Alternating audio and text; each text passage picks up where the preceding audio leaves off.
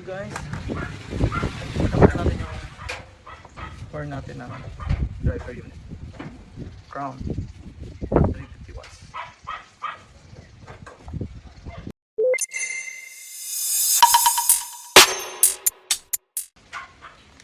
So gagawa muna akong pattern, tapos tatag ko dito kasi bolt type ko dito para mabutasan ko na dito.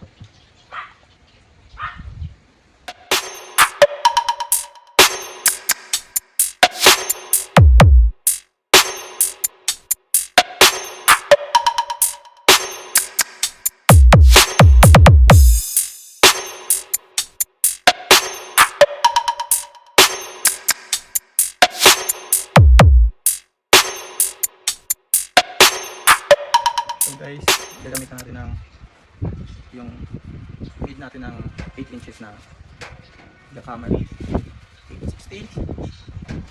So yung paparos natin sa crown din na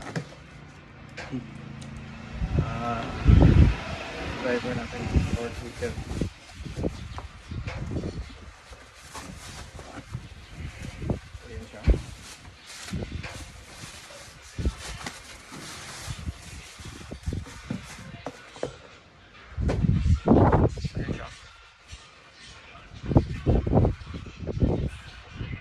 To 600 watts max.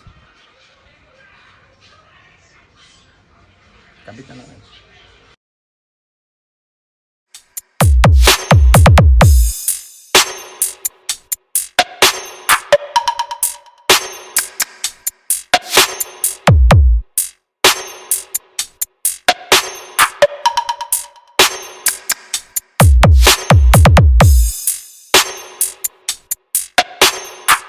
So guys, ayun, nakapesto na yung driver unit natin at saka yung mid na D8. So wiring na lang dyan. So pero ngayon ilalagay ko muna yung speak on natin. Tara. So guys, kakabit muna natin yung speak on natin dito. Ito, bumili na din ako pala ng 45 meter na wire, speaker wire. So 2 by 2.5 mm. Okay. Meron ay stick on. So ito guys, wiringan lang natin ito.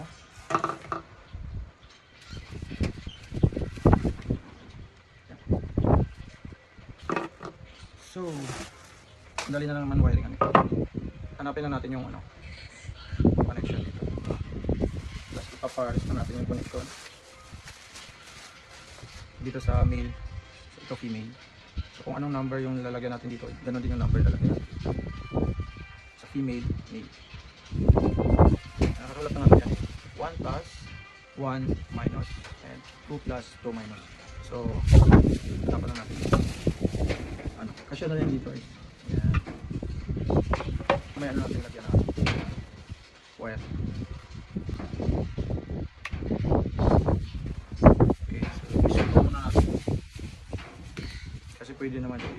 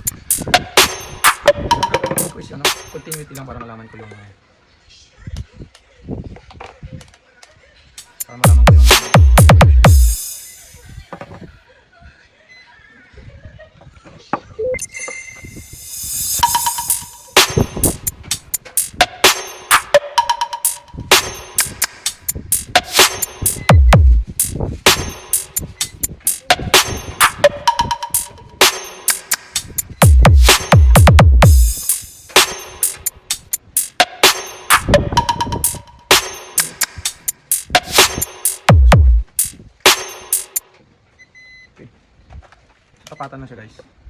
Kung ano yung number sign dito, ganun din dito sa kabila. So ang gagawin natin is gagamitin ko yung positive na 1 tsaka minus 1, i-negative ko yun. Yun yung connection ko dito. So hindi, ang gagamitin ko na lang is plus 1 sa okay, yun na lang. Hindi malapit. Gamitan ko na lang siya ng connector.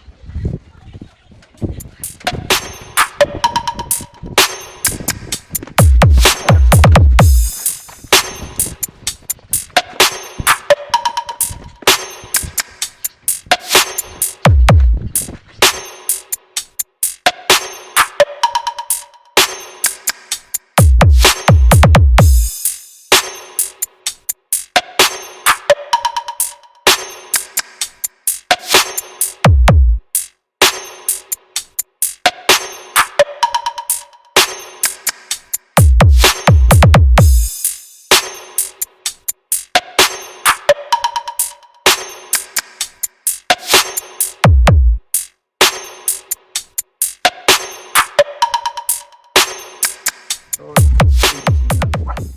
box. Size 10. Ito na natin natin. Lulog na itong speaker. Ano ba ito? Anong brand na ito? Broadway. Broadway na 700 watts. 10 inches.